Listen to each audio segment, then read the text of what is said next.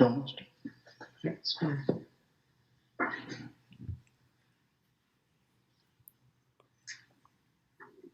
Hi. Hi, everybody. Welcome to Keeping the Beat, an engaging web series hosted by Tennessee Music Educators Association in partnership with the CMA Foundation. Tune in weeknights, Monday through Thursday at 7 p.m. Central Time to learn and interact with music professionals from around the globe representing every facet of the vast world of music. Today is the week of April 26th. We're April 29 right now on a Wednesday. My name is Tim Lautenhizer, and tonight's session is going to be called One Person Makes a Difference. Please interact. Put your questions on the screen. This will be live video stream. And the questions, the comments I'll be able to respond to throughout the hour with the assistance of my moderator, who's my lovely wife, Andrea, who's going to have her birthday tomorrow. Pretty exciting, huh? One disclaimer. While this is being streamed live, it will remain on the Keeping the Beat Facebook page for future reference. So as such, the comments will also remain a part of the archives. So, thanks for being here. We appreciate this. I'm thrilled and delighted that Julian, Alexis, and Kat took time to invite me to be a part of this. And unfortunately, I'm not there for the convention. I know. I was so looking forward to it, to hang out at the conference. Leif and I looked at this for a long time to plan it out. I was going to get to spend time with the All-State kids too. And the best of times, sometimes it's the worst of times, but fortunately, because of all of the people in your organization, you're making it the best of times too. So I'm going to start out here with just a couple thoughts. I think most of the people listening to this exchange that we're having, this virtual conversation, the music teachers, I think most of us are here because of a teacher. While I certainly think the music itself, there's a point in life where it becomes why we do it, and it becomes the passion of what we do. Somewhere along the way, some music teacher said, maybe inadvertently, maybe almost by mistake, of like, hey, Jeff, you got talent. Hey, Alexis, you've got talent. And we went, really? And well, maybe if I have talent, I should pursue that a little bit. And then we start practicing. And of course, when you practice, you get better. And the more you work, and the better you get, the more talented you are. And all of a sudden, we're going, I think I want to do this for a living. I think I'd like to be a music teacher. I have to tell you, after 4 decades of literally traveling around the world talking to music educators, I think arguably you may be the most important teacher in the school. And that doesn't diminish the importance of any of the other teachers around. It just means that music is different. Somebody said the other day, they said, well, Tim, it's like sports. No. In sports, only so many get to play. The rest of us have to sit on the bench and wait for our turn. But in music, everybody's varsity. Everybody's varsity. So I look at that and I look at, particularly for you high school people, when students graduate from high school and they go to college and then they come back to visit the high school, where do they go? They go to the choir room. They go to the orchestra room. They go to the band room. They go to see you. And in all due respect to the rest of our colleagues who are teachers, that math teacher, so many show up each time and they teach that curriculum. For music teachers, we create a culture where they come, they live. I know, don't you have kids just hang around the rehearsal room? You go in the morning, they're outside the door waiting to hang out there. They get passes to get out of class to come there, They have lunch down there when they're not supposed to, and we let them. After school, they meet their friends down there. And while this is all about music, it's all about what surrounds it. It's the mortar between the bricks. So I don't know about you. I'm here because of a music teacher. And so is my wife, for a matter of fact. Andrea and I went to school together. We were in first grade together all the way through in our little country school. And our music teacher, Miss Sellers, she was our choir teacher, yeah. She taught first grade all the way through 12th grade. Miss Sellers did. And then by the time we consolidated, we had almost, we were just over 200 people in our little high school. And I think there was 212, Andrea probably knows, but 202 were in her choir. That was Miss Sellers. You don't think one person made a difference? That lady made a difference. And if you ever happen to come to the huge metropolis of Bluffton, Indiana, where we live, where Miss Sellers was the teacher at our little country school, and you go to any church, when it comes time to sing the hymn, you'll not see people just holding the hymn for their spouse, but we all hold the hymn correctly because Miss Sellers taught us how to hold it, and we sing. And by the way, we sing our parts because Miss Sellers taught us music literacy. One person made a difference. Sadly, when she left, the choir dipped tremendously. In fact, in half, and then in half again. It was her. It was a reflection of Miss Sellers. And those of you who are watching this little exchange that we're having tonight, this discussion, I mean, you're the winners. You're the people who do it. Successful people don't know how not to be successful.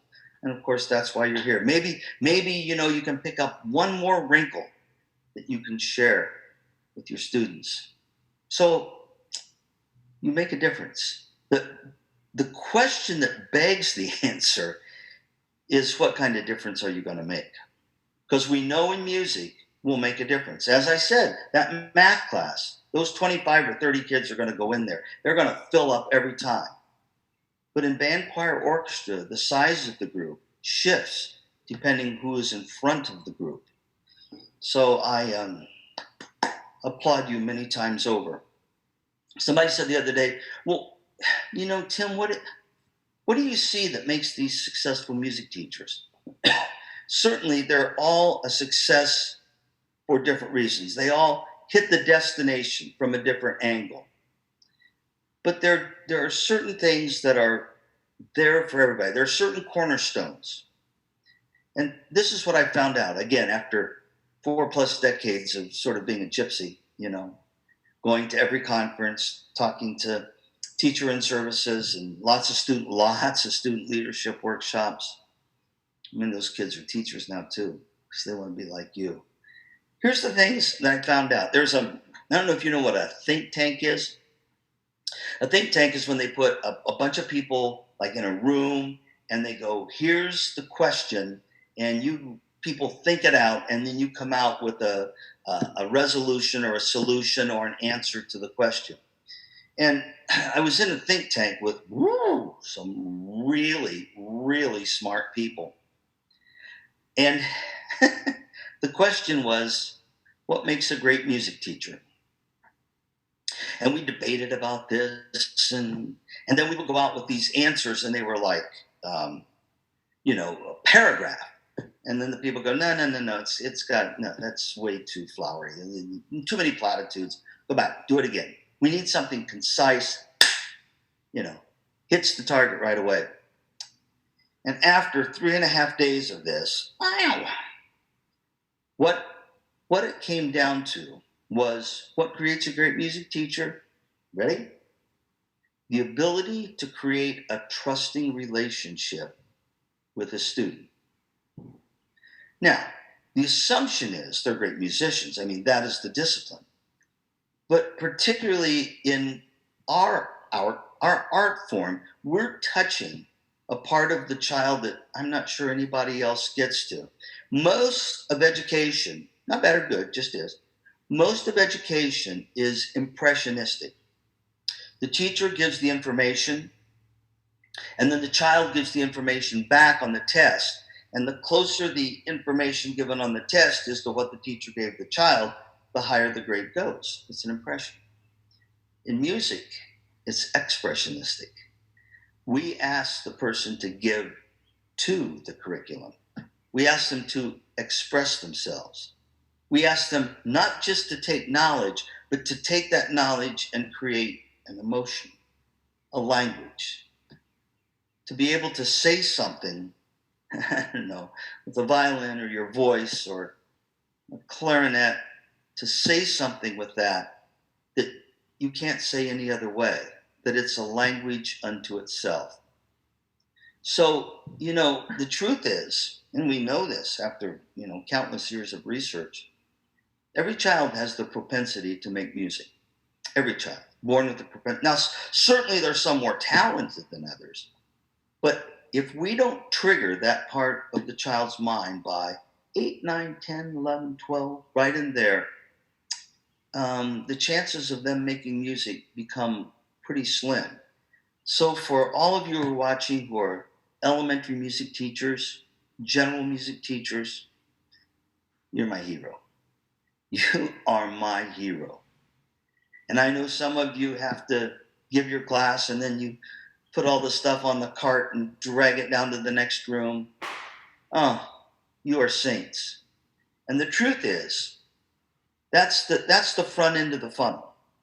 If you don't get them, if you don't convince them they love music at that young age, the chances of them ever getting to the part where, I don't know, they're playing Lincolnshire Posy, or they're playing it in Mahler, right? Or they're singing Hallelujah Chorus, it's pretty slim. You make the difference. And I have so much respect for the fact that day in and day out, you expose those kids to music. So, again, my heroes. Developing a trust relationship. So I got a couple examples of one person making a difference. Some are good and some maybe not be so good.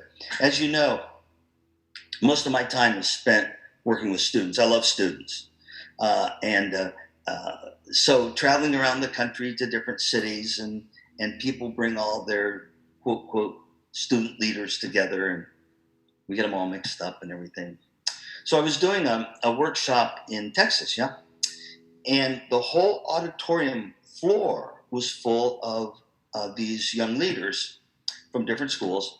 And up in the balcony were the directors. They're like leaning over watching their kids, right? So I always go through this thing. How many of you think your band, your choir, your orchestra, blah, blah, blah, could be better? Boom, every hand goes up. Of course, they're leaders, right? How many of you want your group to get better? Boom, every hand goes back up. I said, how many think for your group to get better, something has to change? Boom, every hand goes up. And I said, how many think what has to change is something you can purchase? Because I want them to start to go, wait a minute, getting new this or getting new that or having this or, earning money to get this or new uniforms or new cellos or if we get risers for the choir, that will do it. I want them to understand that the change has to come from within them. So when I go, how many of you think it's something you can purchase? And all of a sudden this hand flies up. And I'm like, oh no. And this girl is just looking at me like, hey, you gonna call on me or not? I said, stand up. It's like 300 kids there. Of course, they're like, they look at her. And I said, tell me, what are you in, band, choir, mariachi, dance team, what? She goes, I'm in the band. And I said, in all due respect, I said, what could you possibly buy that would make your band better? She said, a new director. And there was that gasp throughout the room. And I looked up in the balcony at the directors, and they were going, oh my God, was that my kid that said that? Was that my kid? And I said, well, why don't we talk about this afterwards? You come up, we'll talk afterwards. And thought maybe she was kind of being, I don't know, kind of smart aleck. But then I watched her during the workshop. No, she wasn't being a smart aleck. That she was engaged the whole time. Every time I looked at her, her eyes were locked on me, right? So when it was done, kids were all, yeah. So a bunch of people came up to talk to me. A bunch of the kids came up to talk to me. And And I said, let's visit about this. And she said, she said, why don't you talk to everybody else first? I thought, pretty good sign she's a leader. I'll give so they can take, right? So I finally went through everybody, and she stood there very politely. And finally I went over and I put my arm around her, and I said, I said, I appreciate that you had the guts to say it. But I said, it was very precocious. And I said, it was inappropriate. I said, how do you think your director felt when you said that? And she said, my director's not here. I said, sorry? She goes, my director's not here. She said, I don't want to hurt your feelings, but she said, he makes fun of you all the time. And she said, he makes fun of me for going through your workshops. I said, how'd you get here? She said, my cousin lives 3 houses down. And she said, that puts her in a different school district. And she said, they have an incredible band. They have an incredible arts department, theater department, dance, orchestra. She said, everything in the arts is wonderful. So when you come to town and you do your workshops every year, my cousin calls me and I come with her. And then she started to cry. I said, you okay? She goes, no. She said, it's my senior year and our band's going to be terrible again. I thought, well, maybe I can help out here. I said, well, maybe your cousin, they have better facilities and more revenue to deal with. And she goes, don't. She goes, don't, please don't. She goes, my cousin goes to the poor school. She said, I go to the rich school. She said, we have everything we would possibly want, except a teacher who cares. I didn't know what to tell her. Because she's right. Maybe buying a new music teacher would have made a difference. Maybe moving the one from there over to there would have made a difference. One person makes a difference. And you make a difference. Be reminded that if you have any questions, you type them in there, and I'll be happy to do my very best to answer them for you. So when I look at that, a trusting relationship, that's there for all of us, isn't it? And it never quits. You don't just get it. And then it's, okay, I got that one nailed. No. It's all the time. And trusting relationships are fed with communication. Honest, sincere, genuine, beneficial communication. And that's what you do. That's why they want to hang around you. That's why, when you walk down the hall, they're waving at you. They want to be like you. And for those of you out there who do marching band, wow, who invented that thing? I love it and I don't love it. How's that? I love everything. I love it. I just love marching band. And oh boy, when I'm doing it, I love it. But you know what? I don't know how much louder a student can yell, I love you, than to stand out there in those parking lots. I mean, it's Tennessee, for heaven's sakes, right? Yeah, they're encouraging everybody to go inside during the summer. And we're taking the smartest kids in the school outside. And they'll stand out there in that parking lot and they'll go through those fundamentals for you. And they'll practice those same 64 counts over and over and over. Because they want to please you. They want to please their teacher. And you know what? They'll put on those wool uniforms and march in a parade for 4.5 miles when they're dying, it's so hot. They want to please you. You've created a culture of excellence so they can perform, so they can be the best they can be. And know that the habits that you're creating for them are going to carry over into every aspect of their lives. Just did yesterday. Was in the hospital yesterday. Everything's fine. Everything's fine. We were going to do a brain transplant, but it didn't work. The small animal passed away. I just tease him.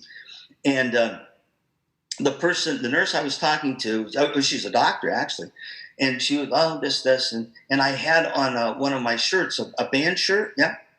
And she goes, band. She goes, you know anything about band? I said, a little bit. And I said, were you in the band? She goes, yeah, I was a drum major.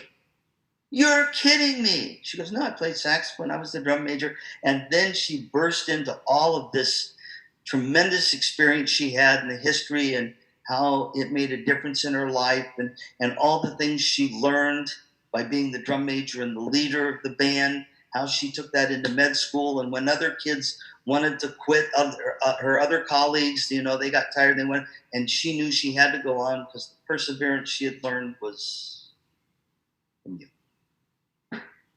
You make better people. You make better people, and you make people better.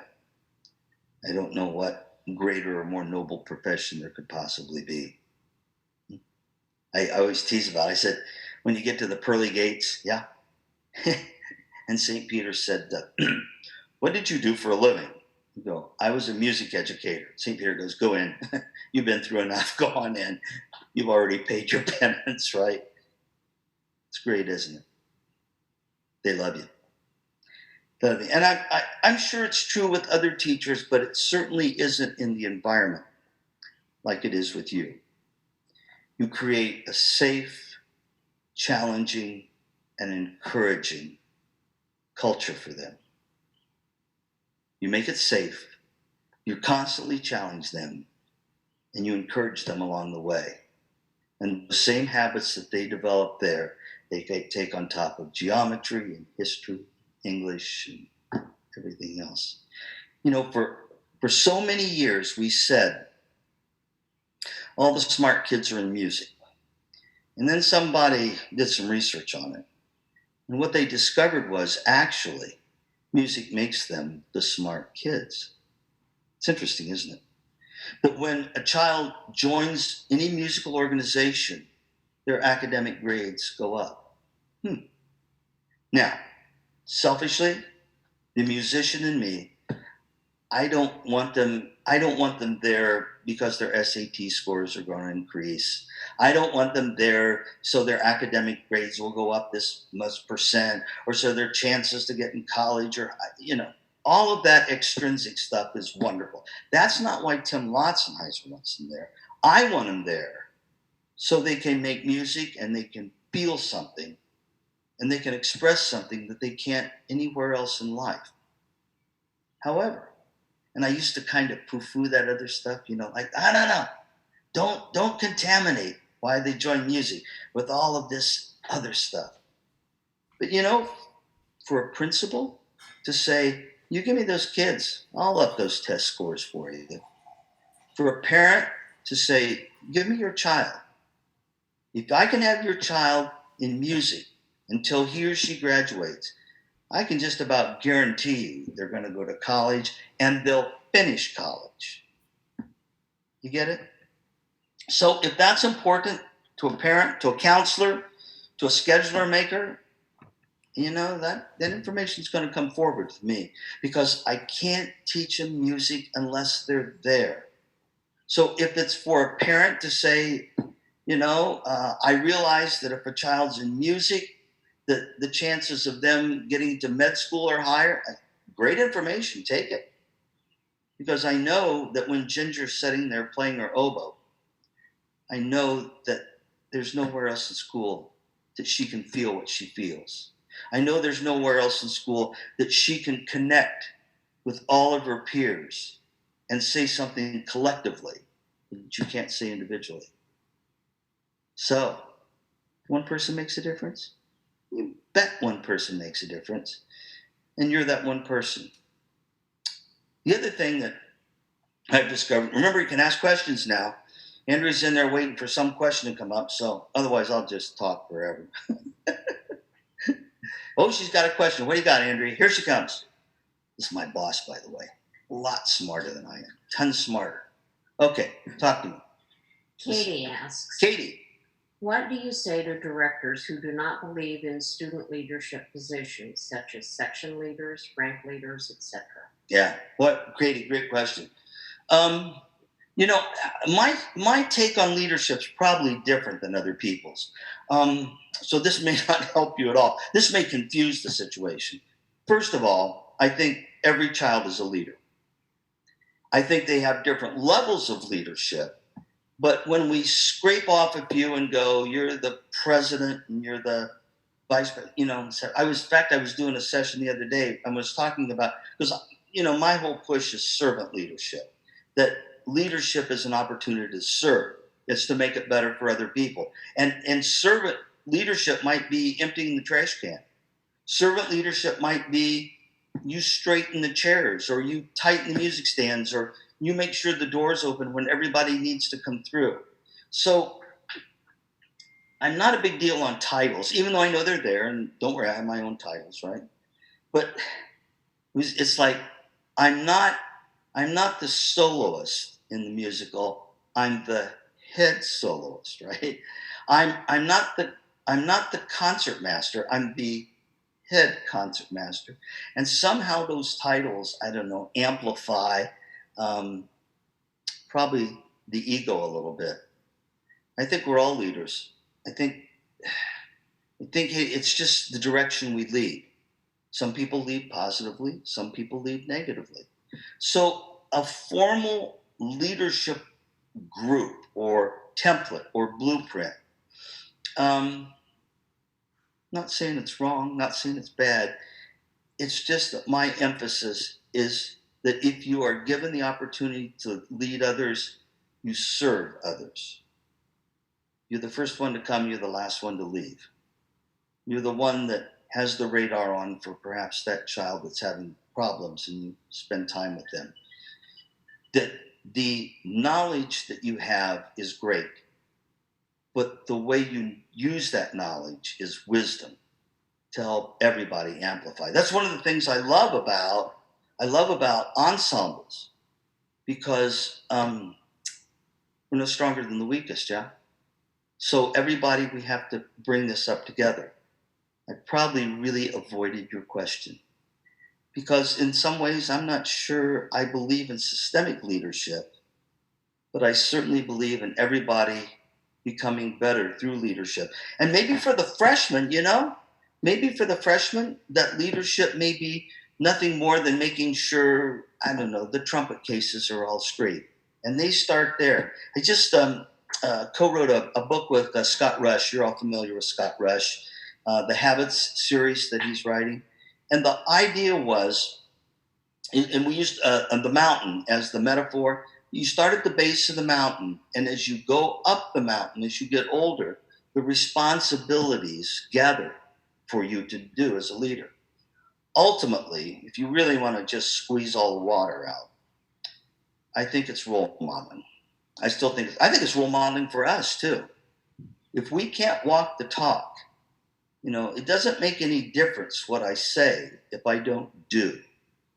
That the integrity of our of our standards is a reflection of who we are. That makes sense. Yeah. And there's that great phrase that says, if you have integrity, nothing else matters.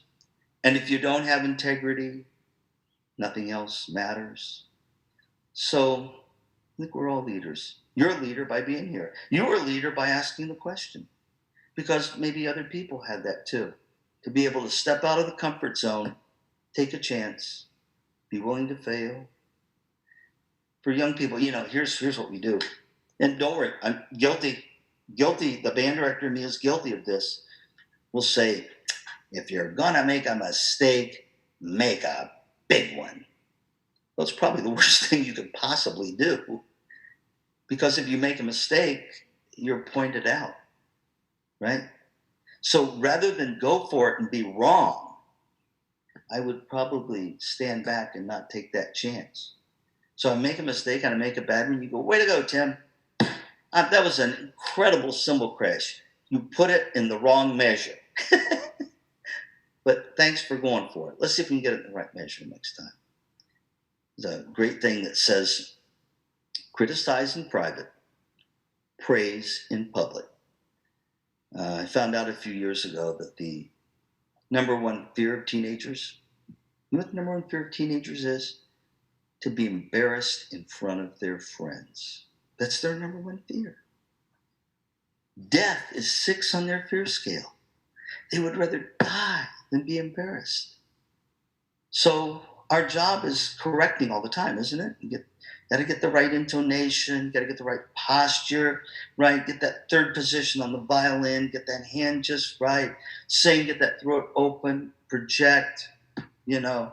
Make sure that trumpet you have at the right. We're always correcting all the time. But when we can correct, wrapped in the why of we're correcting, not just the what and the how, but the why, and the student then understands the benefit that will come to him or her of the why. Now we got game. I'm not sure any of you, we all went to college, didn't we? And there were classes I sat through in college, wanted to do well. I mean, I'm a good student, yeah. But I would sit there and I'd go, why am I taking this class? I will never use this information in my entire life. And then later I'm going, I should have listened. I wish somebody told me why I was taking that class. And you great teachers out there, and again, you're the ones that showed up for this, yeah? You're the ones that are, maybe I can find one more thing I can take back to my students. You live on why. They know why they're there. I was, again, I don't want to just stay on band all the time, and certainly not marching band. But in fact, I was talking about this the other day. Excuse me. I was doing a student leadership workshop. It was on a Saturday. And on Friday night, the band had performed their show at the football game. And before I started the workshop, they were showing a recording of it, video recording. So I'm sitting beside this little girl, and she's watching it. And she goes, oh my gosh, I didn't know it looked like that.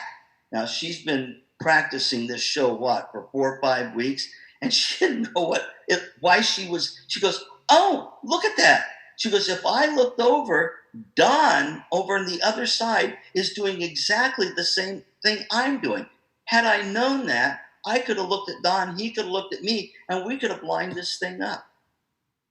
She didn't know what. She was just doing the what and how. So again, one person makes a difference. I think Andrew's got another question for me here. Yeah? I do, and I also have some kind of exciting information. Okay, here we go. You have listeners from all over Tennessee, Massachusetts, Kentucky, New Mexico, and Arizona. Oh my gosh. New Mexico. Bueno, señorita. It's my favorite state. That's where I got to teach for a while. God, I love it. New Mexico, Arizona, that part of the country, it's a well-kept secret. It's beautiful out there. Okay, so. Drew asks. Drew? Dr. Tim, you are one of a kind! Exclamation point. Will you talk with us about how we should prioritize special needs learners and English as second language learners in our arts classrooms? Wow. How do you take care of special needs students? Students who don't know the language? I don't know. What I do know is they need lots of attention. I do know they're not just going to get it by osmosis. There's that wonderful Maya Angelou phrase that says, they won't remember what you said, they won't even remember what you did, but they'll always remember how you made them feel. And for those students, first you got to give them a tremendous amount of credit, don't you? They need lots of attention. And the former question about student leadership, what better way in the world to use the student leaders than to big brother, big sister them? My good friend Julie Duty has this wonderful organization called United Sound. And it takes special needs students, and they have a mentor, right? Within the group, one of the other students becomes the mentor. And then they perform together at the concert at the end, and it rips your guts out. Because you go, look at those kids wouldn't have had a chance without that young child being their mentor. But look what the mentor learned. And look what that meant to the rest of the group to see that happening. People helping people. I mean, isn't that kind of what it's supposed to be about? Isn't that what harmony is? That we take it to the next level? And for those of you who do that, for whoever asked that question, boy, bless you. bless you. Because you know what? You're recognizing it. And those people are just as important as anybody else. And if you can create a bridge for them to success, that bridge can be put over all kinds of ravines in their lives. Today was doing a thing and said, the trick is not to always succeed. The trick is to fail and stay in the game. I was looking at some of the people who were failures, and they said this gentleman was he was fired from the Kansas City Star, which is one of the best papers in the nation. He was fired from the Kansas City Star as the editor because they said he wasn't very creative. His name was Walt Disney. Somebody got to him. Some one person said, oh, big deal, you got fired. What else you got? One that got, and this is in your part of the country too, there was a truck driver that begged to sing a song at the Grand Ole Opry. And after he did it, people booed him, and he said, don't you ever come back. Go back and drive your truck. His name was Elvis Presley. So those people who may not have the same benefits as the other, one step forward at a time. And you may be the teacher that leads them into their own pathway of success. Good. Andrew's got another question, it looks like. What you got, Tiger? This is from Megan. Megan. She says, our program uses your leadership book and we love it. What additional resources would you encourage us to share with our students? Dr. Tim, thank you for your passion and what you do for our community. You guys made me cry. Thanks for using the program. It's not the program. It has nothing to do with the program. That's pretty self-deprecating, isn't it? It's you, Megan. You know, there's a template you can use if you want to, but it's you. Because you would find something to help them with. I mean, Google leadership. Good grief. You Google leadership and you're like, I don't know, 2 million hits or something. We could never consume all the information there is about leadership. So, boy, I'm proud of you, Megan. I'm really proud of you. That the fact that you're continuing to look for things to take them to the next level. And you know, some of the very best information that you can get to help them is inside them. They're creative. They don't have boundaries yet, you know. They'll think outside the box. So there's so many wonderful leadership books, manuals, tapes. There's people who are doing leadership workshops. Joel's out there, Scott's out there, Fran's out there, Matt's out there, and plus Jeremy's out there. There's people who will come and help. The trick is to unleash the potential within the child. It's not for us to tell them what to do, but it's for us to allow them to see they truly are unlimited potential. Oh, I think we all are. The great Henry Ford quote, whether you think you can or whether you think you can't, you're always correct. So for us to create the forum where that child is, you know, I think I can. Maybe I should try out for that solo. Maybe I should get a better instrument. Wow. You know, if I practice, I could probably get in that top group. And it's the encouragement that you bring to them, encouragement to be in the presence of courage to take that next step. And I think Andrew's going, boy, you're asking great questions. These are tough ones, too. These are questions I should be asking you. All right, Miss Andrea. Scott asks, what do leaders need to do now in this time of isolation and uncertainty? What do leaders need to do now in the time of isolation and uncertainty? Communicate. It's all communication.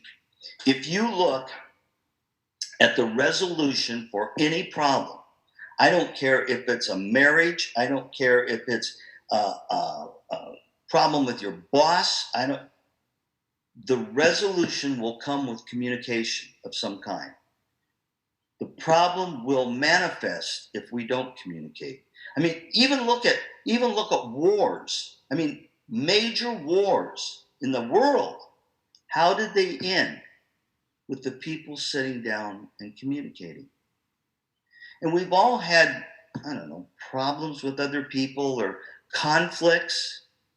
And the way those come to resolution is to sit down and communicate. And in today's world with technology, you can communicate 24/7.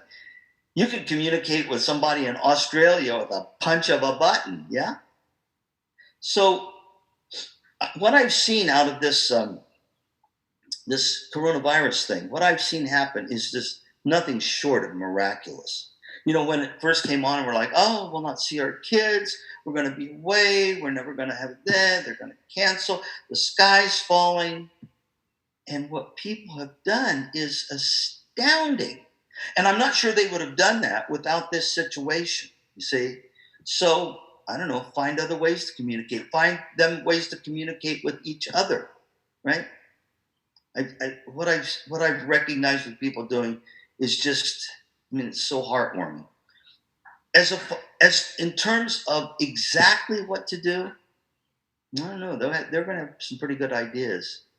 You know, maybe we get online and play a duet together. I mean, there's time now to do things that we wouldn't have time to do in most other situations. But please encourage them to do something.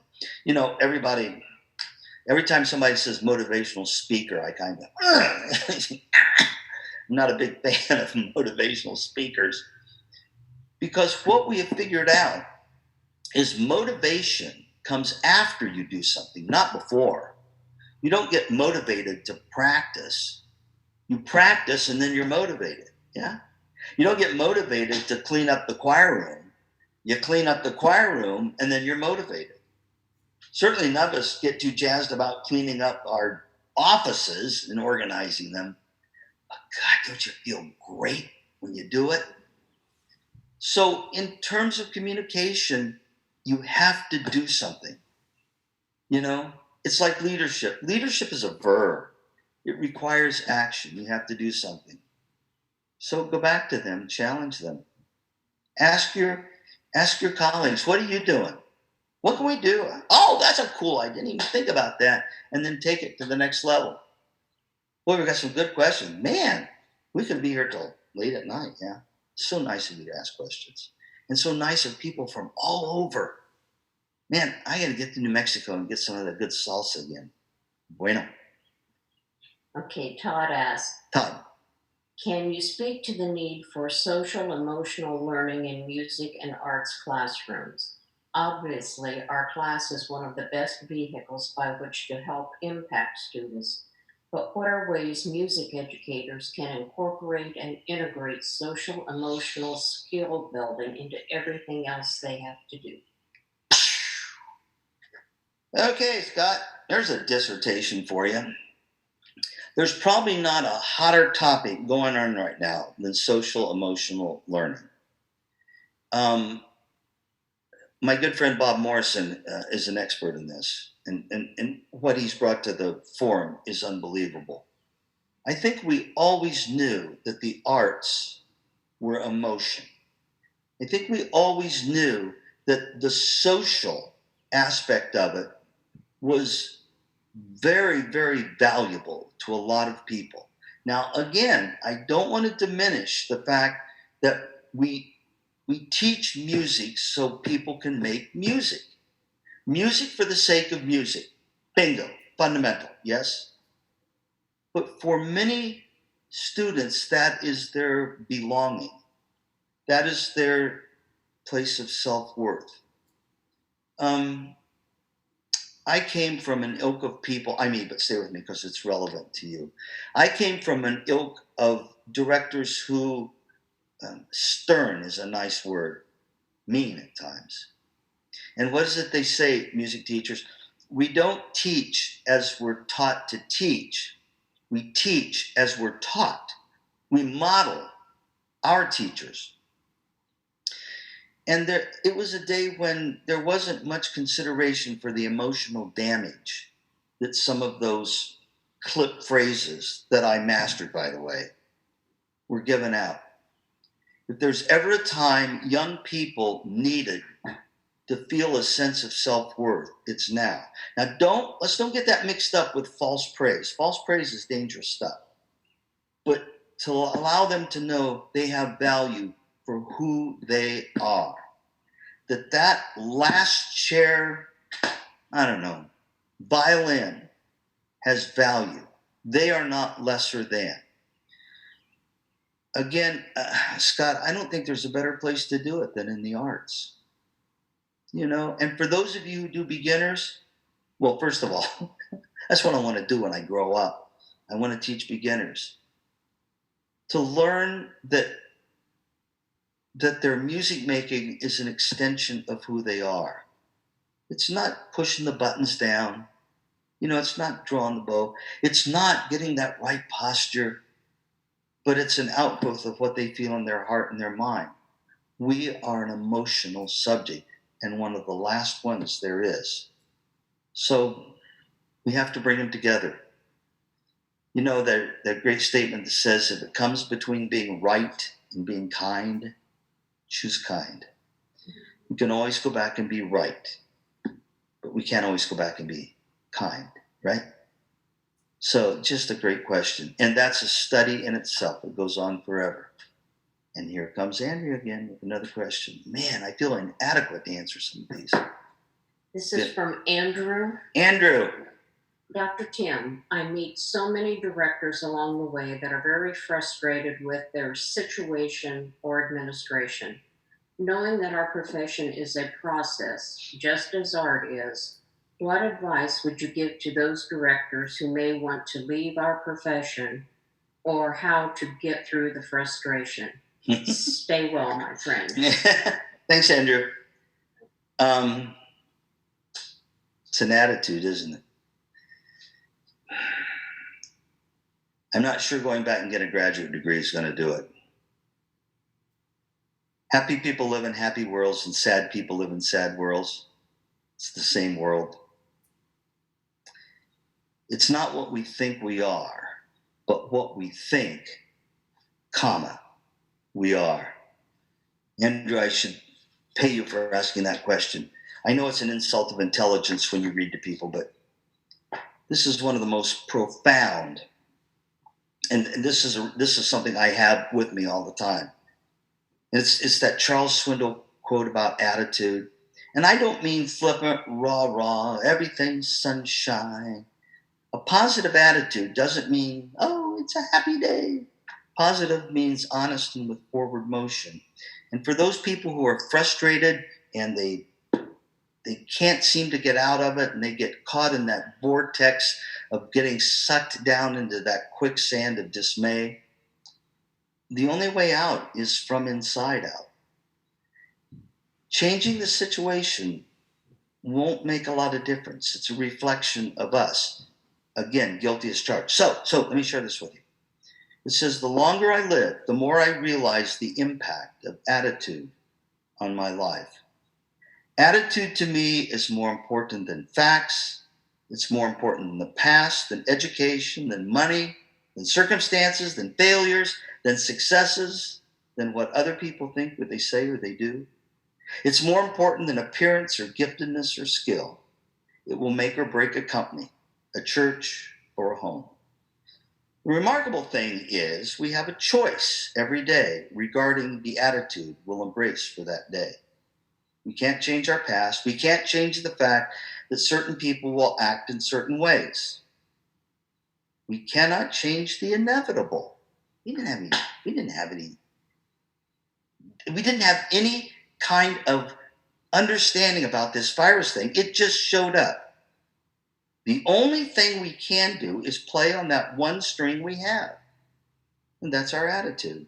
I'm convinced that life is about 10% what happens to me and about 90% how I react to it. And so it is with you. We are in charge of our attitudes. The frustration that a lot of people feel, it's real.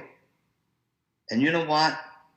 If we don't switch and go, how can I use this? How can I take that energy and turn it into something positive? And it's not easy because we're creatures of habit, you see? But the answer lies within ourselves.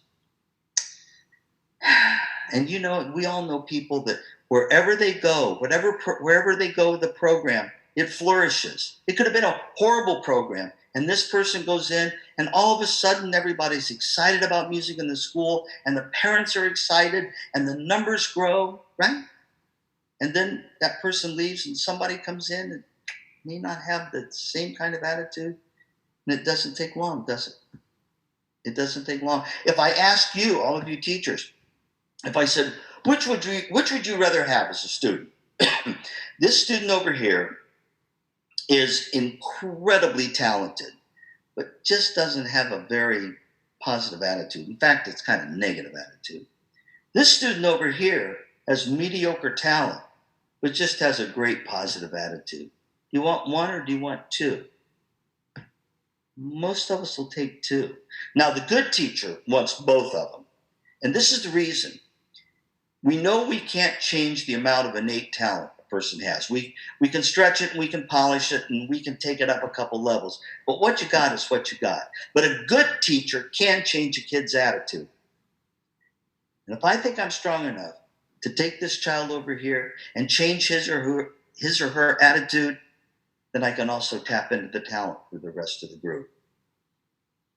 So what would a kid want? Would they want the teacher that is really knowledgeable with a bad attitude? Or do we want the teacher that really has a great attitude? And hopefully is talented as well, but really has a good attitude. Context, content. Got to have both of them. Looks like there's about one more question, and man, this hour went pretty fast, didn't it? All right, what do we got, Andrea? Birthday girl? Laura asks, what is your most successful way to turn around an intelligent defiant or intelligent angry student? Woo! How do you turn around an angry student or defiant student? You don't. You don't. You can't change another person. All you can do is model what you want that person to be, and they have the choice. And some of them choose not to. But don't get caught in dragging down to that level. What's it they say? Never argue with a negative person. They'll drag you down to their level and beat you up with experience. You can control you. And if they decide to come along, fine. And if they don't, fine. You have to control you. I've been teasing Andrea. Andrea is about 1,000% smarter than I am. And when we first started, I was doing teacher in-services. I would, come out of an in-service and I would be all upset. And she'd go, what's wrong? What? I'm like, oh, I'm so upset. I know a couple of those people in that session. And she would always go, did you thank them? I'm going, what do you mean? She goes, did you thank those people who didn't, connect with you, who didn't like what you had to say? Like, Andrea, why in the world would I thank them? She said, Tim, as long as there's people like that, you'll have work. Sure, we all want the kids that are positive. We all want the kids that'll just take it and run with it. But the ones that'll make us the best teachers are the ones that make us work at it. So, what's it that great said? I don't want to step on any by religious values here. But one time a good friend said, Tim, I think you're one of the most arrogant people I've ever met in my life. I was like, what? What do you mean arrogant? He goes, yeah. He said, you want them all, don't you? You want them all. I'm like, well, yeah, the band directed me. I want them all. And then he said, and he was a very religious person, he said, Jesus got 11 out of 12. And you think you're good enough to get them all? Boy, what a wake-up call that was. It's what keeps us going, I think. So it's a great question. And if I had the answer, I'd take that pill just like that. They make us work at it. But again, you can control you. You can't change another human being. You can only roll out the carpet to let them change if they choose to. I know, I don't like that either. I want them to change. So, my gosh, how do we get 55 minutes by so quickly? Let me wrap this up with this. Gosh, I could stay and hang out with you guys all night. You're wonderful. First of all, again, Julie, thank you. Alexis, thank you for helping out, setting all this up. Kat, thank you so much. And to all my friends in Tennessee, thank you. Again, I wish I would have been in Nashville with you and, we could have seen each other. That would have been nice. And hopefully that will happen in the future. I want to share this last bit here that they asked me to say. Tune in weeknights, Monday through Thursday, 7 p.m. Central Time, to watch Keeping the Beat live. And remember to tell your friends about the program, yeah? Presenters who wish to apply to host or an episode or to be on it, thanks, check it in. They'll make it work for you. I personally want to thank you. The last thing, you just gave me the most valuable thing you have in your life. You gave me time. You gave me the time to sit and hang out for an hour. You gave me the time to listen. I mean, what greater gift could there possibly be than time? What greater gift could your students possibly give you than their time and attention? They don't have to be in choir, orchestra, band, ensembles. They don't have to do that. They do that in many ways to please you, to feel a sense of self-worth, to know that they're investing in the most important thing in their lives, themselves, and realizing that everything they'll learn from you is going to benefit them in everything they do. It's that great thing that says, if you're a good teacher, people will admire and respect you. But if you're a great teacher, people will admire and respect themselves. And that's our job. Let's make great music together. Let's make this world a better place. Because if everybody was in music, it'd be fantastic. Let's hope it'll happen someday. Again, thank you. Good night. Best wishes in this really kind of unique time. But we'll survive. We're musicians. Blessings, my friend.